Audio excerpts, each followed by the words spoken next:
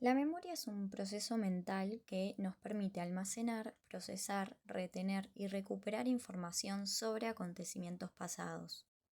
Otra manera de definirla puede ser el proceso que permite fijación, conservación y reproducción de alguna experiencia anterior. Las áreas cerebrales involucradas en la memoria son el lóbulo frontal, el hipocampo y la amígdala.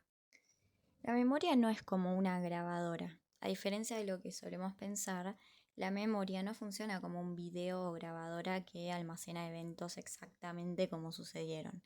Cada vez que recordamos algo, el cerebro recrea y reconstruye el evento, lo que significa que los recuerdos pueden cambiar con el tiempo. Este fenómeno se llama reconsolidación. El efecto de posición serial tiene que ver con que las personas tienden a recordar mejor los primeros y los últimos elementos de una lista, olvidando en gran medida los elementos que están en el medio. Este fenómeno se conoce como el efecto primacía, que serían los primeros ítems, y el efecto resencia, que serían los últimos. Las experiencias con una fuerte carga emocional, como situaciones traumáticas o momentos de gran alegría, tienden a ser recordadas más vívidamente. Esto se debe a que las emociones activan la amígdala, la cual es una parte del cerebro que modula la consolidación de los recuerdos. El modelo de Atkinson y Shiffrin es una hipótesis sobre cómo funciona el almacenamiento de recuerdos en el cerebro. Fue propuesta en el 1968 y este modelo propone que la memoria humana se compone de tres apartados. De un registro sensorial, donde la información de tipo sensorial pasa a formar parte de la memoria, un almacenamiento de datos a largo plazo y un almacenamiento de datos a corto plazo, también denominado memoria de trabajo, el cual recibe datos de tipo sensorial y también datos de la memoria a largo plazo. Hay otras teorías en las que ponen a la memoria de trabajo separada de la memoria a corto plazo, así que en este video voy a explicar también la memoria de trabajo separada, ya que algunos la toman como algo completamente distinto. Bueno, entonces tenemos la memoria sensorial, la memoria a corto plazo, la memoria de trabajo y la memoria a largo plazo. La memoria sensorial se capta a través de los sentidos y registra la información y la almacena por cortos periodos de tiempo. Existe una memoria sensorial por cada sentido. Está la visual o la icónica, es decir, la que entra a través de los ojos. Está la auditiva o ecoica, es decir, la que entra a través de los oídos. Y también hay una que se llama áptica, que es la que entra por todo lo que es lo cutáneo, por la piel. La función de estas memorias es retener la información para que pueda ser transferida a la memoria de trabajo antes de que desaparezca. En realidad, a la memoria de corto plazo, pero basándonos en la teoría de Atkinson y Shiffrin, sí sería la memoria de trabajo, que sería lo mismo que la memoria de corto plazo.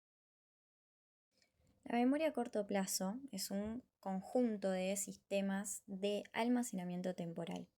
Sus características es que hay una limitación de capacidad de almacenamiento y hay una brevedad de retención que suele ser de 15 a 20 segundos. Ejemplos puede ser realizar una operación aritmética o recordar un número para marcar en el teléfono. La memoria a largo plazo almacena todo nuestro conocimiento, sentimientos y acciones del pasado. Para ser almacenada, la información debe codificarse.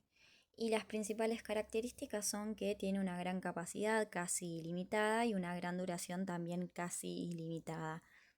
Dentro de esta memoria de largo plazo se pueden encontrar distintos tipos como la episódica, que son los datos de mi propia historia, experiencias que tuve en el pasado, las semánticas, que es información de la cultura en general, hábitos, aprendizajes no asociativos, habilidades motoras como andar en bicicleta, etc.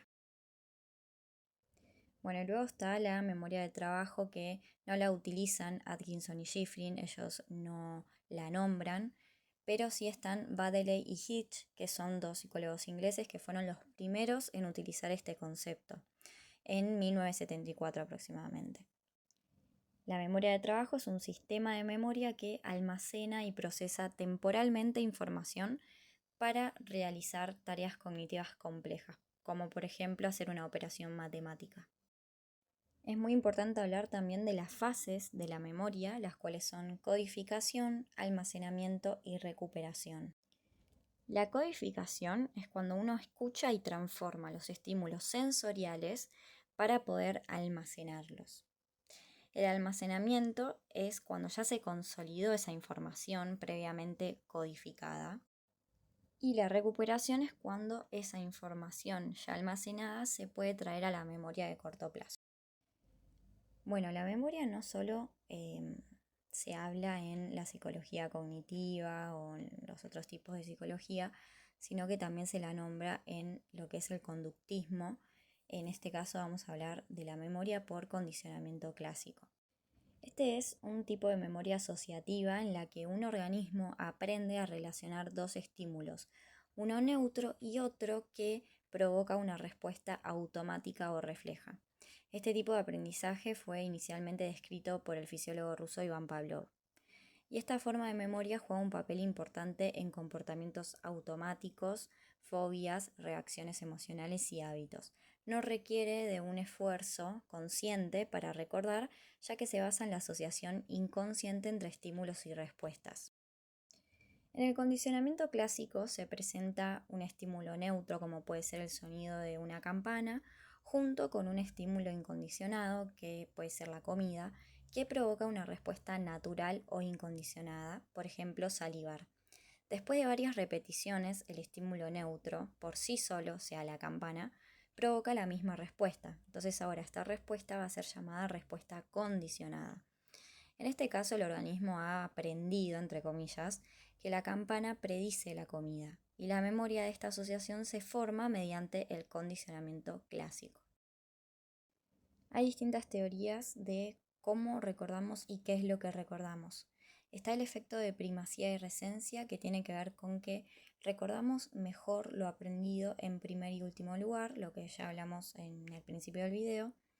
El efecto von Restorff, que es que recordamos mejor los elementos raros. La memoria dependiente del estado, recordamos mejor lo aprendido en un estado de ánimo parecido. Recuerdos vividos, recordamos mejor lo relacionado con sucesos emocionalmente significativos.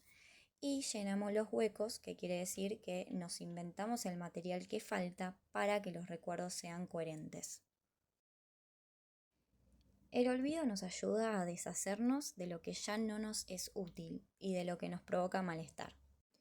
Por ejemplo, la curva del olvido es una teoría que describe la pérdida de información con el tiempo si no se hace un esfuerzo consciente por recordarla. El olvido motivado se produce cuando los mecanismos cognitivos se activan voluntariamente para debilitar los rastros de memoria. Esto se hace para evitar o minimizar el impacto emocional negativo de esos recuerdos. Y la represión, que se suele usar muchísimo en el psicoanálisis, que es un mecanismo de defensa del que habla el psicoanálisis, es un mecanismo que mantiene fuera de la percepción consciente ciertos recuerdos, experiencias, sentimientos o deseos perturbados. La represión puede ser primaria, cuando se impide el acceso a los recuerdos, o secundaria, cuando se excluyen de la conciencia. Luego, la teoría del decaimiento de la memoria explica que los trazos mnésicos se debilitan y pueden desaparecer si no se recuerdan o recrean durante un tiempo prolongado. La pérdida de memoria puede ser un síntoma de disfunción cerebral, especialmente en personas mayores, como por ejemplo puede ser una demencia. Y por último, la interferencia es una teoría psicológica que explica por qué se produce el olvido en la memoria a largo plazo. Se trata de un fenómeno en el que algunos recuerdos interfieren en la recuperación de otros. Es importante conocer que cuando nacemos lo primero que se va a desarrollar es la memoria implícita. Esta es la información que recordamos de forma inconsciente y sin esfuerzo.